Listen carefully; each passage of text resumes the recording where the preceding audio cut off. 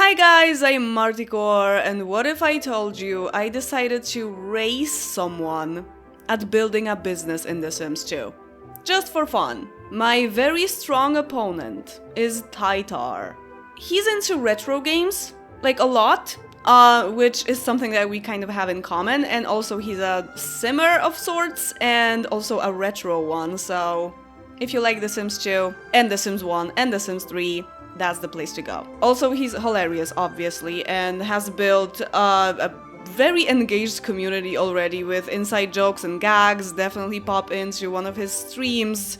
Highly recommend. So we have 28 days, 4 sim weeks, to build a business, to start a business, and we'll see how far we can go in a business within that time, trying to come up with the most efficient ways to do it, or at least what we think is the most efficient. So you know me, I am more on the side of knowing mechanics, and Titar, if you don't know, is more on the I'm ready to take up a challenge and do my research side. So as I said, a very strong opponent. Honestly, I thought I had an ingenious idea for this challenge and I failed badly. This is a spoiler, but it didn't go very well. So this is a collaboration that is split into 2 videos. My video that you're watching right now, hi there, and Titar's video on his channel, so make sure to watch it. It doesn't really make any sense to watch only one of these videos because it's a race. And his is probably more entertaining anyway. He is definitely an entertainer and I'm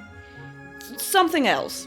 So let's see how it goes. I can't wait to watch his video and see how he managed to do this. The only advantage I have is that I have had businesses in my gameplay, like quite a few of them. Cars, paintings, like a whole gallery and all the Pleasant View, and like selling sewn clothes and stuff like that.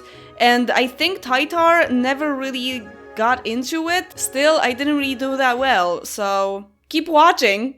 So the plan is that we make a sim, let them have the initial 20,000 and start from there. We decide what size of a house they will have and how we're gonna spend the money. The only thing we have to do on day 1 is register the business on the home lot.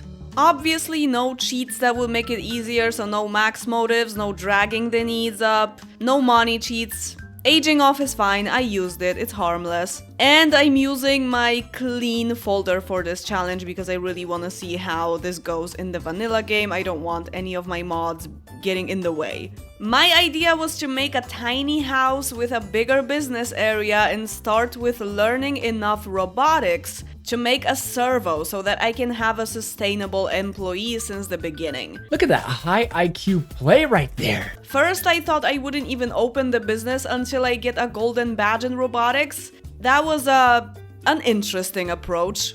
I didn't know what I was getting myself into. On day 3, I had to open the business because I simply ran out of money. Making robots costs a lot, especially on higher levels, but fortunately I can sell them. My Sims usually have a rather healthy and realistic sleep schedule, but not this one. All I needed was to make more robots and work on that badge, so whenever the Sims' energy was full, it was work time. Doesn't matter if she goes to bed at 5 PM and wakes up at 11 PM and then the next day goes to sleep at noon or whatever. I even got her all the aspiration benefits that I don't normally use almost at all, because her needs were in the way of the challenge. That's technically not cheating. And I can't even say it helped that much. It was still a struggle. On day 8, so after the first week had passed, I finally sold 2 Hydrobots and learned some mechanical to safely fix the robots that failed in production. Sims aren't very keen on buying sparky robots, I don't know why. But I didn't fix the clean bot, so it started acting up at midnight of day 10 and left trash all over the place. Talk about good advertising. On day 16, we got a bad review. You don't say, miss.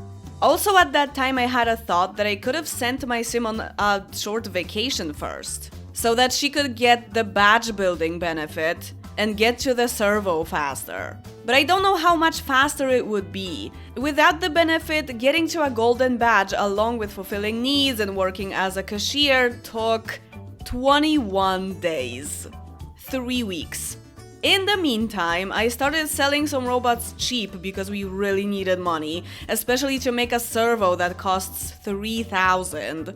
On day 22, the repo man came because I forgot about the bills.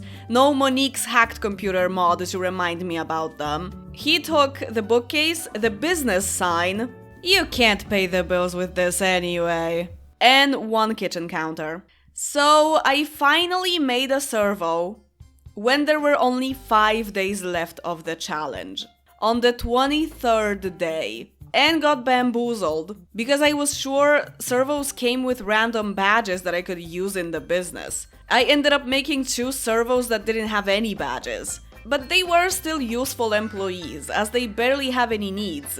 They can stand at the registry pretty much all day, they just need to recharge from time to time. And with 2 servos, they can repair each other when one gets randomly broken. And they could fix other robots that were broken to begin with, so we could sell them. 10 mechanical points, baby. So the business owner could now rest a little bit and also build more robots.